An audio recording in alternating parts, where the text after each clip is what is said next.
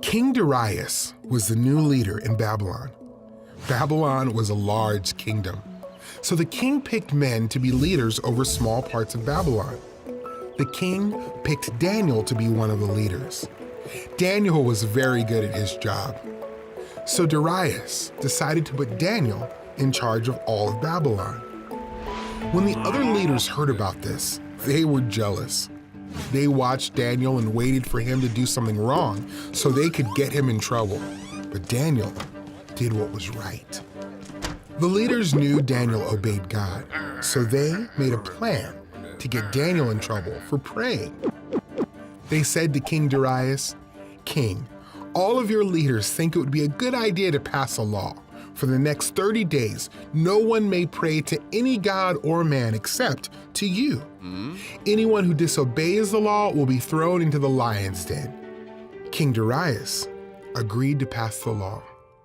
Daniel knew the law meant he was not allowed to pray to God. Still, Daniel went into his house and prayed to God 3 times a day, just like he had always done.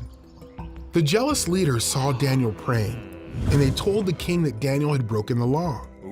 King Darius was upset. He didn't want to punish Daniel. The king thought all day about how he could save Daniel from the lions.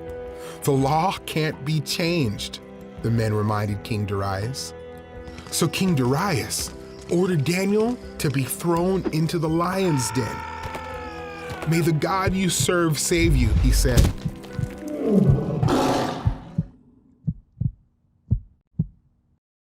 The king went to his palace for the night. He did not eat and he could not sleep. He thought about Daniel with the lions. As soon as the sun came up the next morning, the king hurried to the lion's den. He cried out, "Daniel, has your God rescued you from the lions?"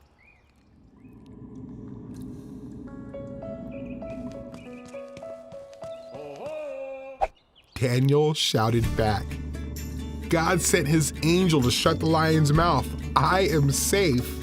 The king was so happy. He ordered for Daniel to be taken out of the lion's den. Daniel wasn't hurt because he had trusted in God. King Darius made a new law. Everyone must respect God. King Darius wrote, "He is the living God. He has rescued Daniel from the power of the lions."